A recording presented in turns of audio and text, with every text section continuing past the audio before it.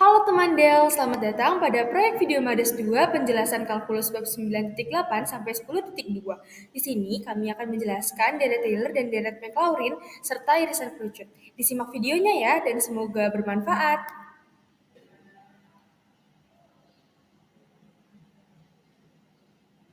Kita masuk pada subbab 9.8, deret Taylor dan deret Maclaurin.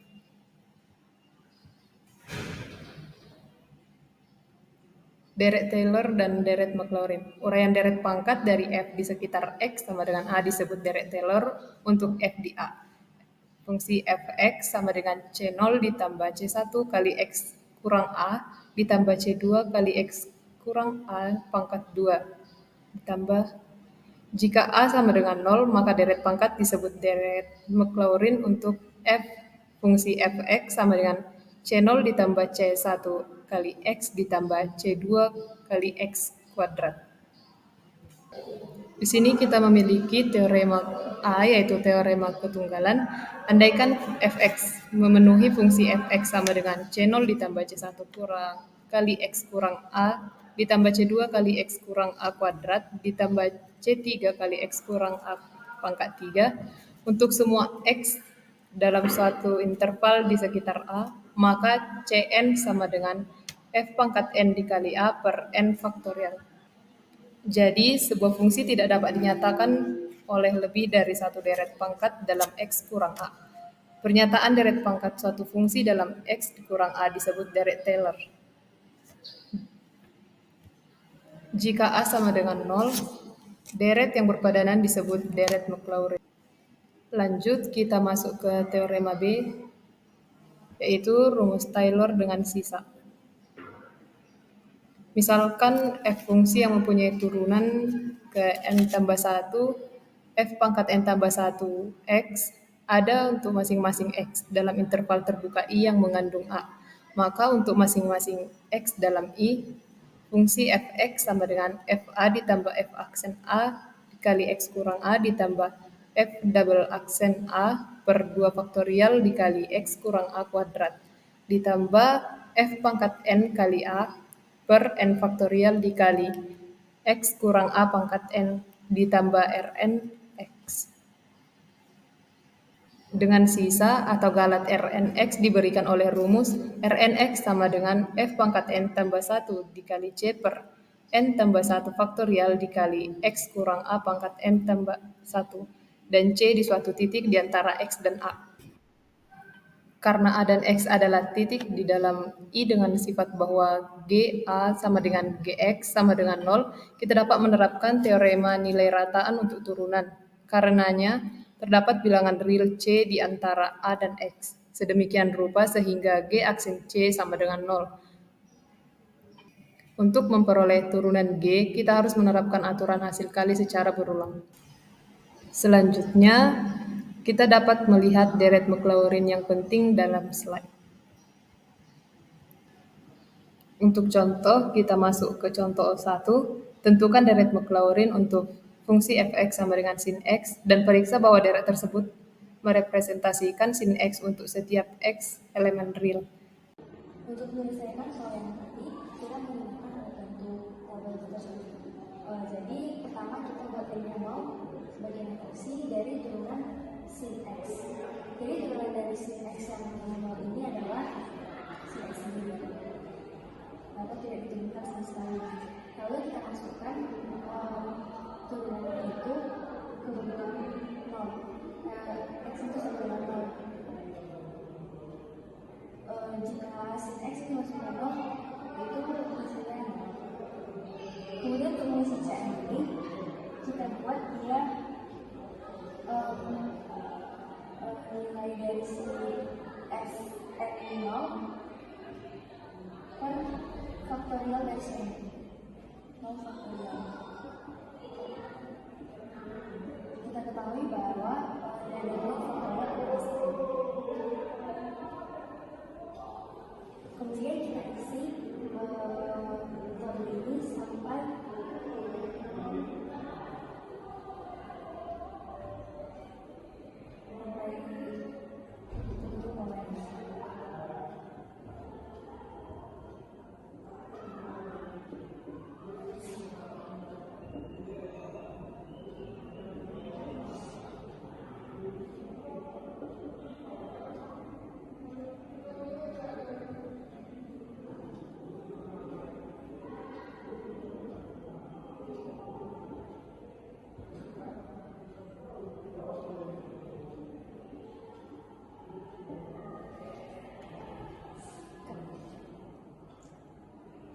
dapat terjadi. Kemudian dari ini kita dapat mengetahui bahwa deret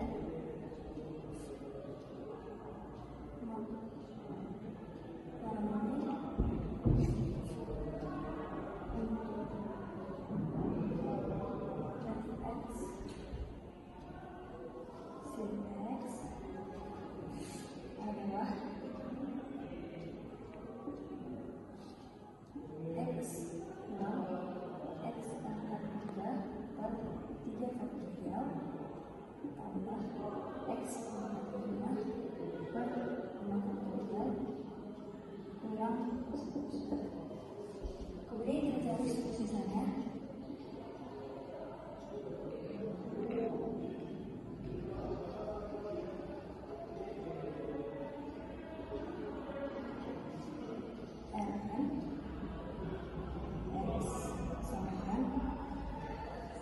Sesuatu yang merupakan yaitu adalah sin X ataupun cos X ataupun min sin X ataupun min cos X karena kalau ini diturunkan sampai bawah nanti hasilnya itu adalah antara sin X ataupun cos X ataupun min sin X ataupun min cos X per N tambah 1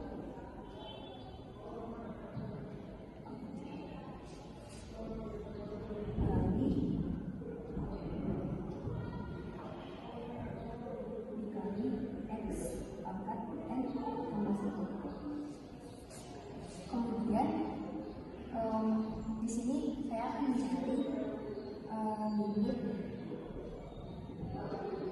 n dibagi 2 dari mutlak r n x. Dalam itu ini dalam teorema aktif ini akan hasilnya itu pasti kurang dari 1. Jadi X itu dianggap konstan dengan geometri manapun.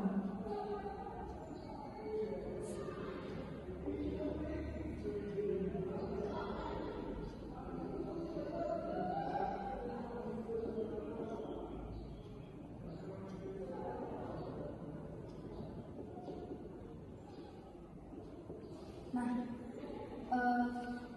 hasilnya dari limit ini adalah 0. Kenapa 0? Karena jika n ini kita masukkan angkanya, maka jika deretnya itu semakin panjang, maka hasilnya itu nanti akan semakin besar yang bagian bawahnya.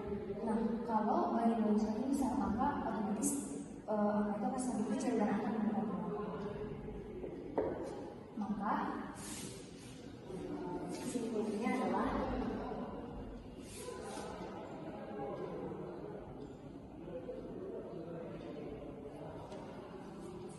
deret ini, deret dari sin X akan konvergen terhadap X terhadap sin Fx dalam hal sin X X tidak faktorial plus X pangkat 5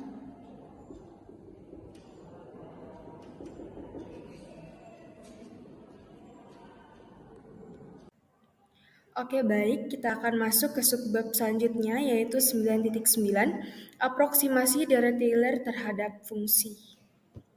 Nah, kita tahu bahwa deret Taylor dan Maclaurin yang diperkenalkan di subbab sebelumnya tidak dapat digunakan secara langsung untuk mengaproksimasi fungsi seperti e pangkat x dan juga tan x. Namun, pemenggalan deret Taylor atau Maclaurin yakni memenggal deret setelah berhingga suku menuju ke polinomial yang kita dapat untuk mengaproksimasi suatu fungsi itu juga bisa dipakai menjadi polinomial-polinomial yang disebut dengan polinomial Taylor atau Maclaurin.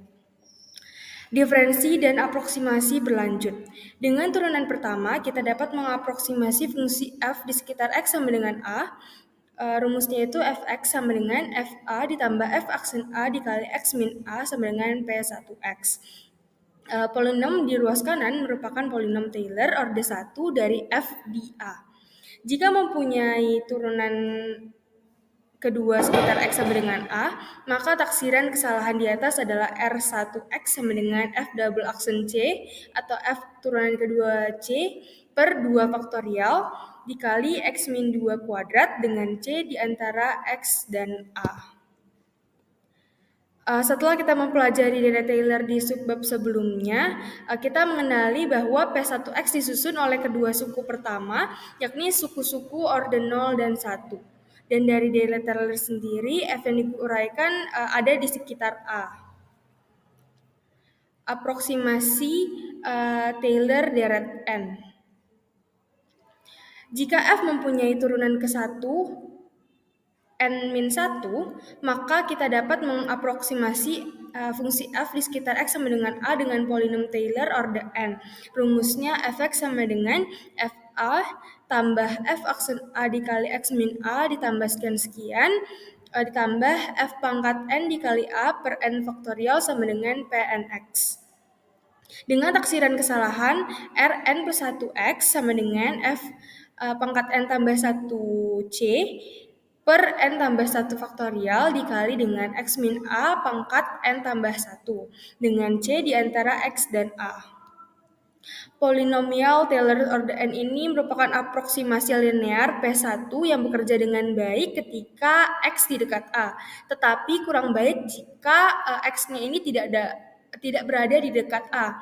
Seperti yang mungkin kita harapkan, penjumlahan sampai suku-suku yang berorde lebih tinggi dalam deret Taylor biasanya akan memberikan aproksimasi yang lebih baik. Jadi bisa dilihat di sini aproksimasi Taylor orde N-nya. Selanjutnya, polinomial Maclaurin.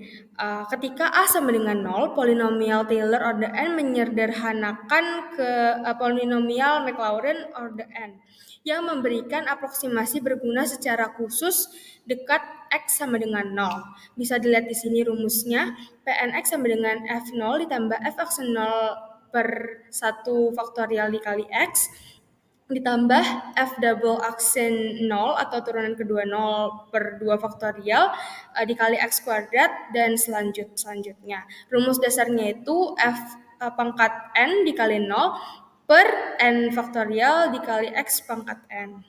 Selanjutnya kita akan masuk ke contoh soal. Contoh soal yang ada di sini, tentukan polinom Maclaurin orde 4 dari Fx sama dengan sin X aproksimasi 0,1 dan taksirlah kesalahan maksimumnya. Kita akan menjelaskannya di papan tulis. Baik, di sini saya akan menjelaskan penyelesaian dari contoh soal yaitu Fx sama dengan sin X, di mana kita ketahui bahwa rumus deret Maclaurin yang penting itu sin X sama dengan X min X pangkat 3 per 3 faktorial ditambah X pangkat 5 per 5 faktorial dikurang X pangkat 7 per 7 faktorial dan seterusnya. Kita dapat di sini X-nya sama dengan 0,1. Jadi kita masukkan ke fungsi dengan sin 0,1 sama dengan 0,1 dikurang 0,1 pangkat 3 per 3 faktorial ditambah 0,1 pangkat 5 per 5 faktorial dikurang 0,1 pangkat 7 per 7 faktorial. Di sini kita bisa mendapatkan bahwa 0,1 ini bisa menjadi 10 pangkat minus 3 per 3 faktorial ditambah 10 pangkat minus 5 per 5 faktorial dikurang 10 pangkat minus 7 per 7 faktorial. Kita masukkan angka dari faktorialnya, di mana 0,1 dikurang 10 pangkat minus 3 faktorial sama dengan 6 ditambah 10 pangkat minus 5 faktorial sama dengan 120 dikurang 10 pangkat minus 7 per 5.640 untuk 7 faktorialnya. Nah, hasil akhirnya itu merupakan 0,09 sekian. Selanjutnya saya akan menjelaskan cara menentukan taksiran kesalahan. Berikut merupakan rumus dasarnya. Karena ini meminta orde keempat, maka kita tulis X sama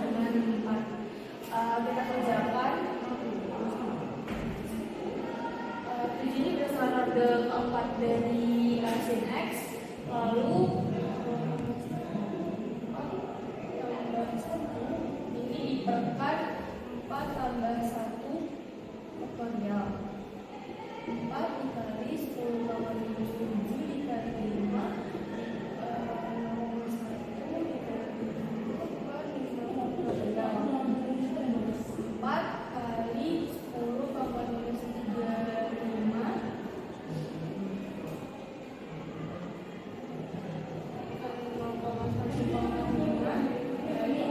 ditekan 120.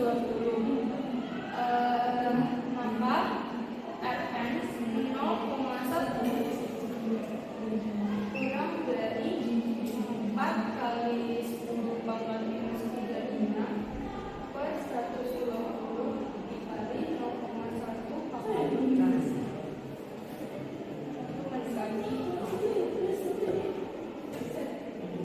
Lalu kita coba lagi dengan N sebenarnya titik bidangnya yaitu Rn 0,1 dalam kondisi mutlak kita masukkan bahwa 3 dikali 0,1 pangkat minus 5 ini berdasarkan order ketiga dari sin X per karena N nya sama 3 jadi kan N tambah 1 faktorial jadi 4 faktorial dikali 0,1 pangkat N tambah 1 4 di sini menjadi mendekati 1,25 dikali 10 pangkat minus 25.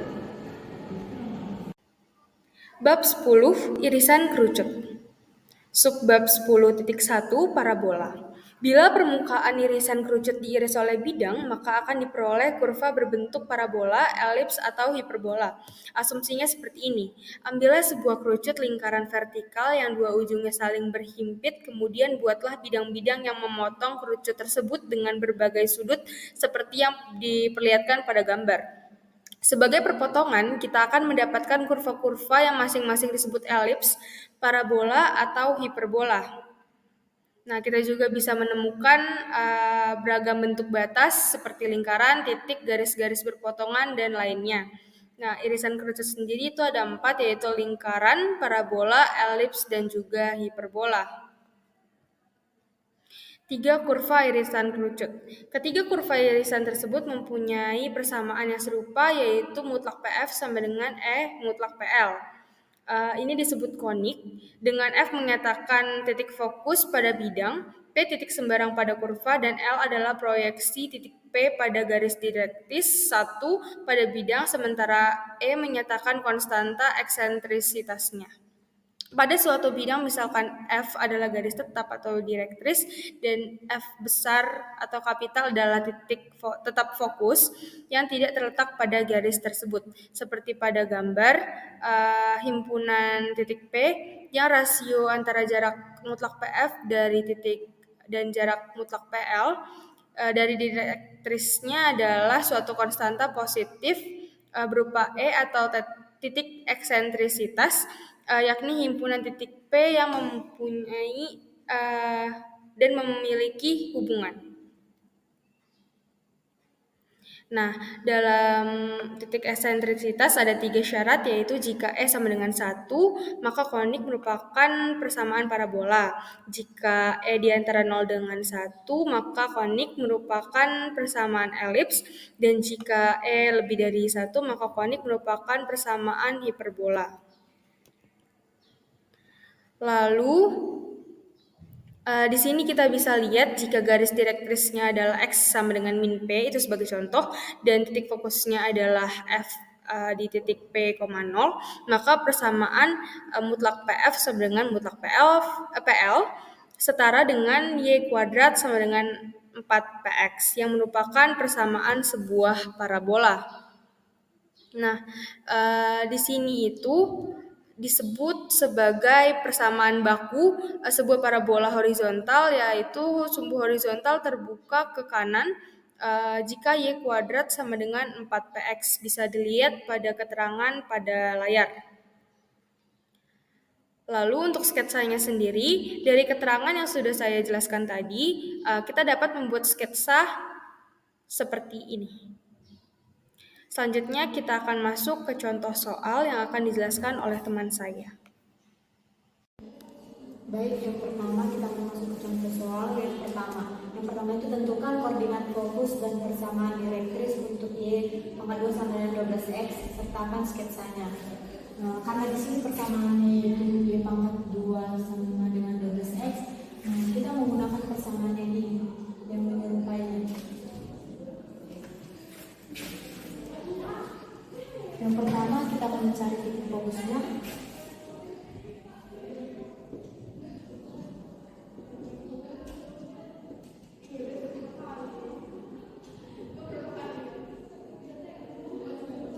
Ini bisa kita coba.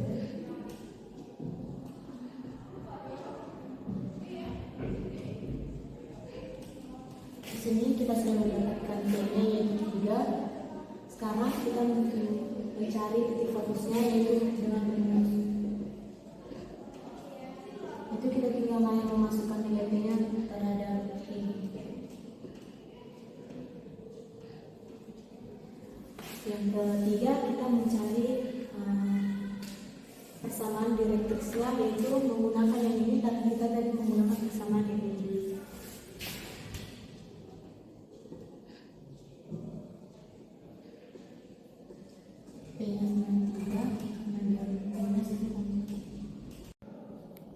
Sekarang kita akan menentukan sketsanya atau menggambarkan sketsanya. Kita akan menggunakan kurva terbuka ke kanan karena tadi kita memakai persamaan ini. Jadi otomatis kurvanya akan terbuka ke kanan.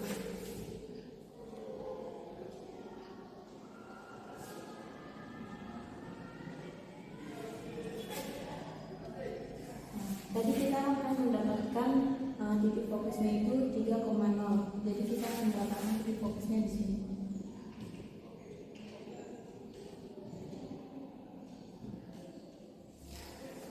Sementara kita mendapatkan persamaan direktrisnya yaitu minus 3,0. Jadi kita akan mendapatkannya di sini.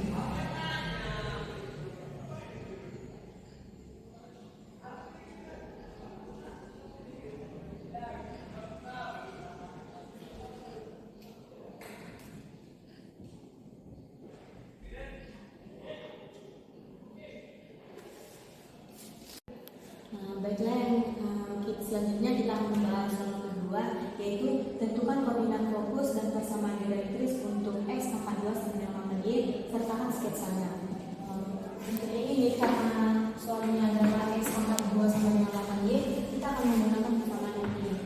Jadi pertama kita akan mencari titik T-nya untuk menemukan titik fokusnya.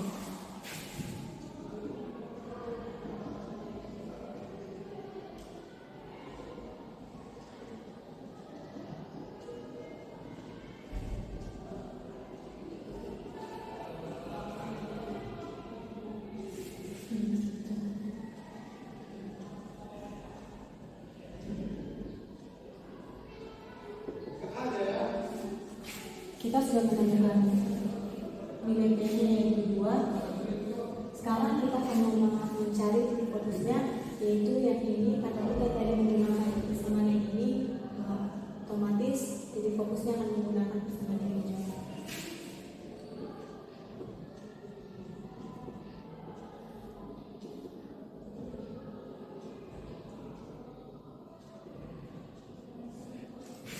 Yang ketiga kita akan mencari persamaan direktrisnya yaitu menggunakan yang ini.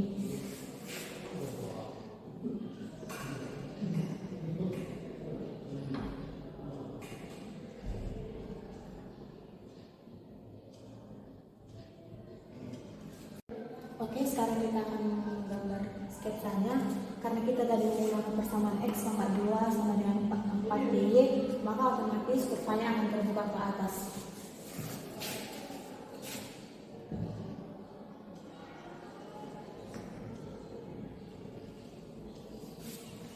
Tadi kita menemukan atau mendapatkan titik fokusnya yaitu 0,2. Jadi kita akan di sini.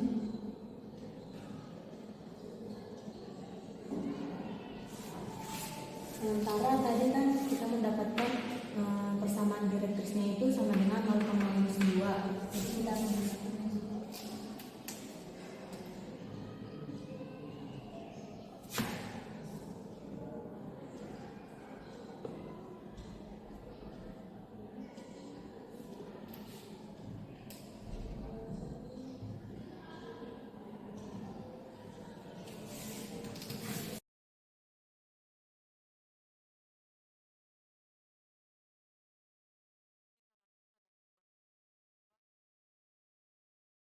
Kita ingat kembali bahwa konik atau irisan kerucut yang ditentukan oleh syarat mutlak PF sama dengan E mutlak PL adalah elips jika E lebih besar dari 0 dan lebih kecil dari 1, dan hiperbola jika E besar 1. Untuk menurunkan persamaan konik terpusat, letakkan sumbu X di sepanjang sumbu mayornya, sedangkan titik asal kita pilih di pusat konik. Kita boleh mengandaikan fokus adalah F C,0, direktris X sama dengan K, dan puncak-puncaknya A aksen min A,0 dan A,0 dengan C, K, dan A semuanya positif. Jelas bahwa A harus terletak di antara F dan garis X sama dengan K. Kita dapat melihat kasus di samping. Dalam kasus pertama, penerapan mutlak PF sama dengan E mutlak PL terhadap titik P sama dengan A memberikan A kurang C sama dengan E dikali K kurang A sama dengan EK dikurang EA. Dalam kasus kedua, penerapan mutlak PF sama dengan E mutlak PL terhadap titik P sama dengan A memberikan C kurang A sama dengan E dikali A kurang K sama dengan EA dikurang EK. Yang ketika kedua ruas dikalikan min 1, terlihat ekuivalen terhadap 1. Berikutnya, gunakan persamaan mutlak PF sama dengan E mutlak PL untuk titik A aksen dan F aksen, serta garis X sama dengan min K. Lanjut, kita masuk ke persamaan baku elips. Untuk elips, E besar 0 lebih kecil dari 1, sehingga 1 kurang E kuadrat positif. Untuk menyederhanakan cara penulisan, misalkan B sama dengan A akar 1 kurang E kuadrat, maka persamaan yang diturunkan di atas akan berbentuk X kuadrat per A kuadrat ditambah Y kuadrat per B kuadrat sama dengan 1 yang disebut persamaan baku elips. Karena C sama dengan AE, bilangan-bilangan A, B, dan C memenuhi hubungan Pitagoras A kuadrat sama dengan B kuadrat ditambah C kuadrat. Segitiga siku-siku yang digelapkan memenuhi syarat A kuadrat sama dengan B kuadrat ditambah C kuadrat. Jadi, bilangan 2A adalah diameter mayor, sedangkan 2B adalah diameter minor. Lanjut pada persamaan baku hiperbola. Untuk hiperbola E lebih besar 1, sehingga E kuadrat kurang 1 adalah positif. Jika kita misalkan B sama dengan A akar E kuadrat dikurang 1, maka persamaan X kuadrat per A kuadrat ditambah Y kuadrat per 1 dikurang E kuadrat dikali A kuadrat sama dengan 1 yang diturunkan sebelumnya mengambil bentuk X kuadrat per A kuadrat dikurang Y kuadrat per B kuadrat sama dengan 1. Ini dinamakan persamaan baku hiperbola. Oleh karena C sama dengan AE, sekarang kita peroleh C kuadrat sama dengan A kuadrat ditambah B kuadrat. Untuk menginterpretasikan B, amati bahwa jika kita selesaikan Y dalam bentuk X, kita peroleh Y sama dengan plus minus B per A akar X kuadrat dikurang A kuadrat. Untuk X besar akar X kuadrat dikurang A kuadrat berperilaku seperti X, yakni akar X kuadrat dikurang A kuadrat dikurang X menghasilkan 0 ketika X mendekati tak hingga. Sehingga Y berperilaku seperti Y sama dengan B per AX atau Y dikurang min B per AX. Untuk hiperbola horizontal, kita mulai dengan menentukan segitiga dasar. Segitiga ini mempunyai kaki horizontal dan kaki vertikal, di mana kaki horizontalnya merupakan A dan B adalah kaki vertikal. Untuk asimptotnya, Y sama dengan B per AX dan Y kuadrat sama dengan min B per AX. Untuk titik fokus, C,0 dan min C,0. Untuk titik puncak, A,0 dan min A,0. Untuk hiperbola vertikal, kaki A merupakan kaki vertikal, B merupakan kaki horizontal. C kuadrat dikurang A kuadrat tambah B kuadrat, E sama dengan C per A. Untuk asimptot, Y sama dengan A per BX dan Y kuadrat, Y2 sama dengan min A per BX. Untuk fokusnya 0, C dan 0, min C. Untuk titik puncak 0, A dan 0, min A. Dengan demikian, jarak antar puncak sama dengan 2A dan jarak antar garis asimtot yang pada titik puncak sama dengan 2B. Untuk contoh soal, kita dapat melihat pada video selanjutnya. Kita cari titik fokus yaitu plus minus C, 0. C kuadrat sama dengan A kuadrat ditambah B kuadrat. C sama dengan 49 ditambah 36. C sama dengan akar 85 sama dengan 9,21. Jadi titik fokusnya sama dengan plus minus 9,21,0.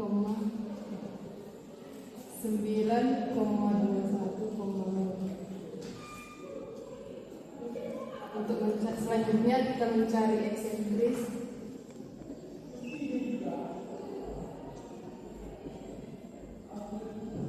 Dengan rumus epsilon sama dengan C per A, di mana C-nya sama dengan 9,21 per A. A itu 7. Setelah itu kita mencari direktrisnya. Y sama dengan min B per A. Di sini B sama dengan 6, min 6 per A-nya adalah 7. Nah, setelah itu kita membuat grafik. Karena dia hiperbola. Masuk ke contoh soal dengan dari materi elif dan hiperbola. Sketsakan grafik min x kuadrat per 36 tambah y kuadrat per 49 sama dengan 1 dan tentukan eksentrisitas serta garis direktrisnya. Untuk sebelum menjawab soal perlu kita ketahui untuk persamaan hiperbola vertikal, persamaannya itu adalah min x kuadrat per b kuadrat ditambah y kuadrat per a kuadrat sama dengan 1. Dan untuk yang hiperbola horizontal itu x kuadrat per a kuadrat ditambah y kuadrat per b kuadrat sama dengan 1. Kita lihat ke soal, karena di sini adalah min x kuadrat per 36 tambah y kuadrat per 9 sama dengan 1 sama dengan yang ini. Jadi kita menggunakan persamaan hiperbola vertikal, di mana min x kuadrat per b kuadrat ditambah y kuadrat per a kuadrat sama dengan 1. Di sini kita dapat menentukan b-nya, b kuadrat sama dengan 36, b sama dengan 6, dan a-nya 49, a kuadrat sama dengan 49, a-nya sama dengan 7. Setelah itu kita masuk ke titik fokus. Pertama kita menentukan titiknya, yaitu di sini 6, min 6, di sini 7, min 7, di sini 7. Kita menentukan kurvanya, yaitu karena dia vertikal jadi kita menggunakan kurva. Dia kurva terbuka ke bawah dan terbuka ke atas.